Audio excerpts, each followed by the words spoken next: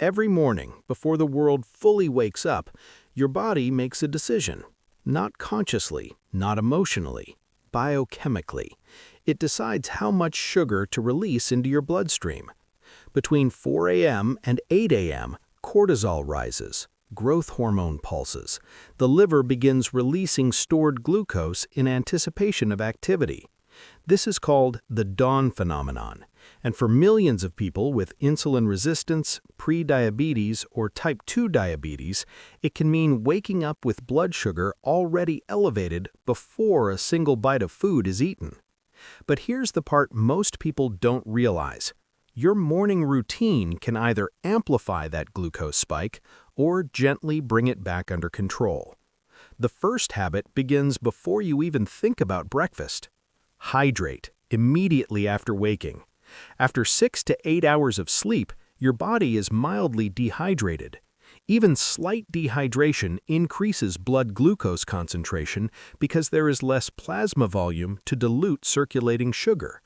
At the same time, dehydration stimulates the release of vasopressin, a hormone that can increase glucose production in the liver.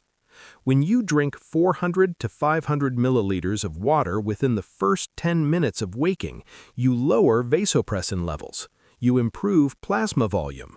You support kidney filtration, allowing excess glucose to be excreted more efficiently through urine. It sounds simple. It sounds almost too simple. But physiologically, you are shifting hormone signaling before the day begins. And if you add a squeeze of fresh lemon, the citric acid may slow gastric emptying slightly once you eat, softening post-meal glucose spikes.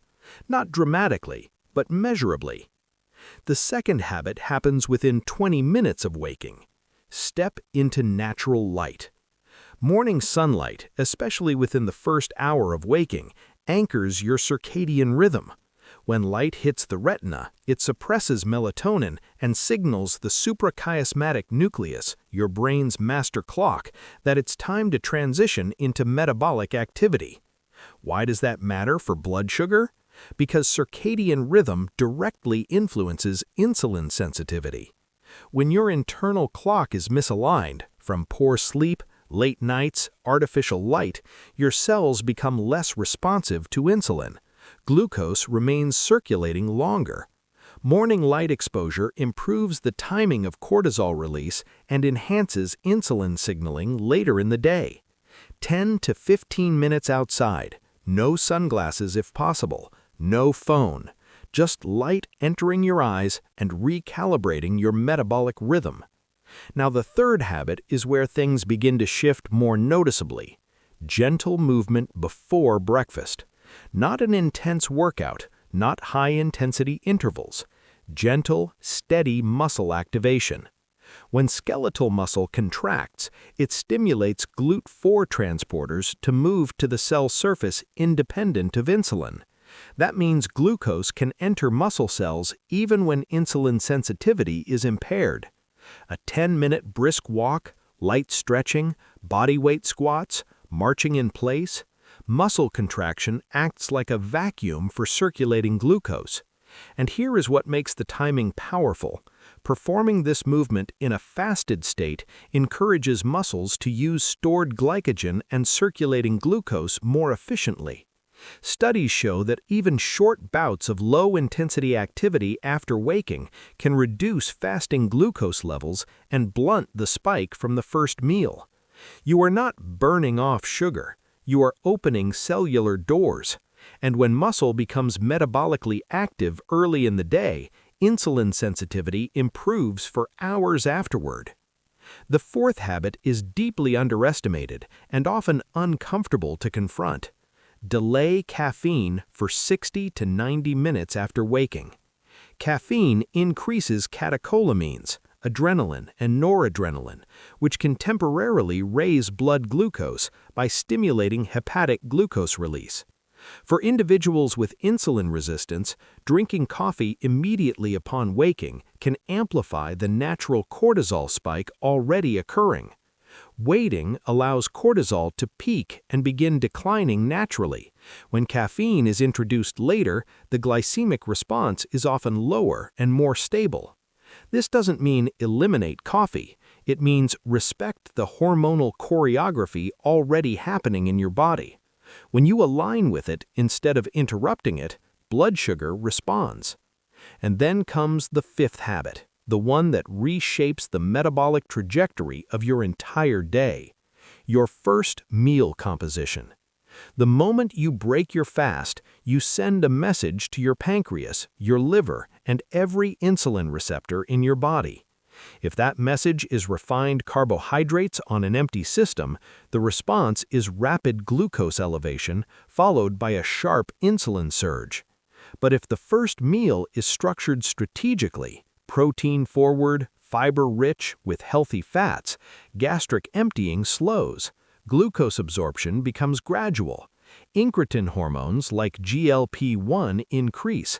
Satiety hormones stabilize appetite for hours. A breakfast containing 25 to 35 grams of protein significantly improves postprandial glucose control compared to a high-carbohydrate breakfast. Eggs with vegetables and olive oil, Greek yogurt with chia seeds and berries, lentils and avocado.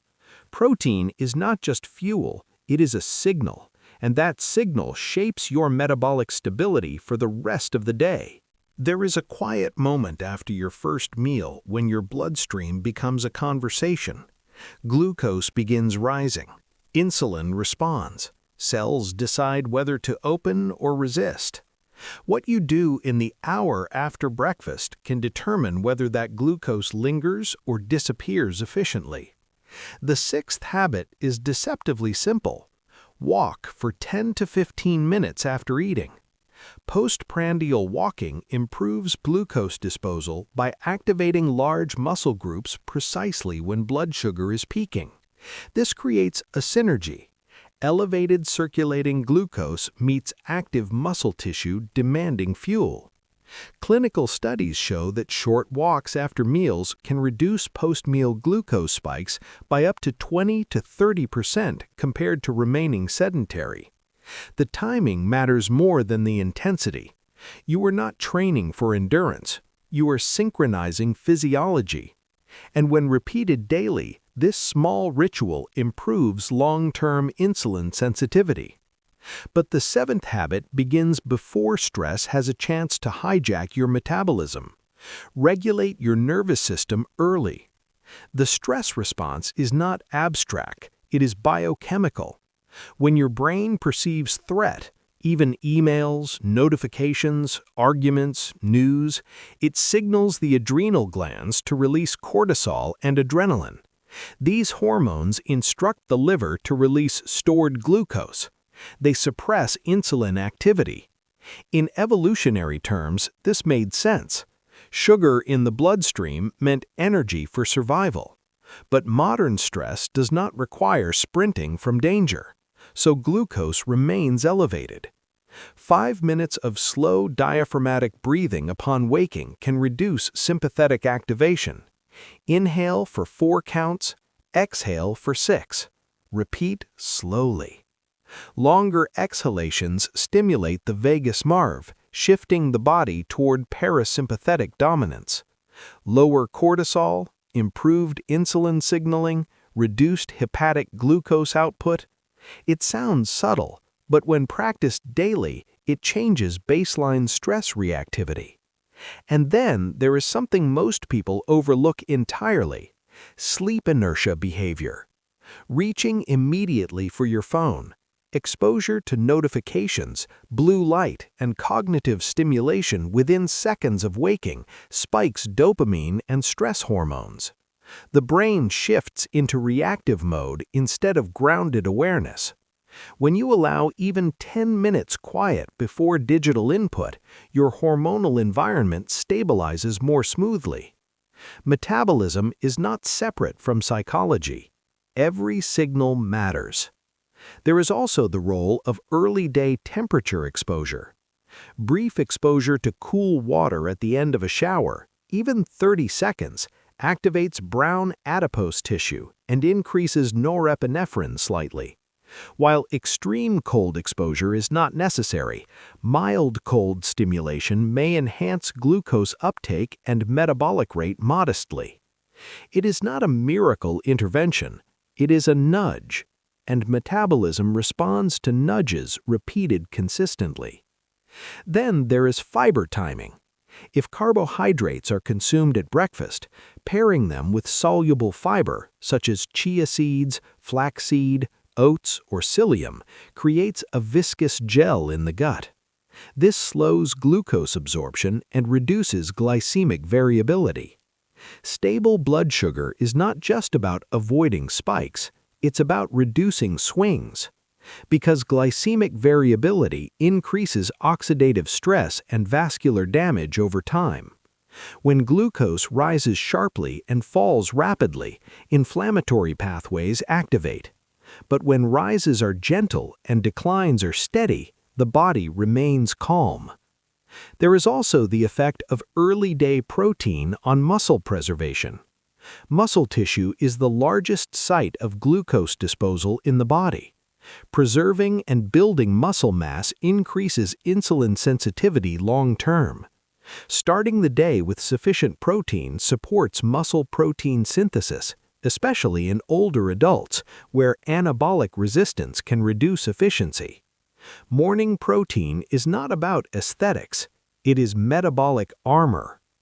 And here is where emotion enters the biology.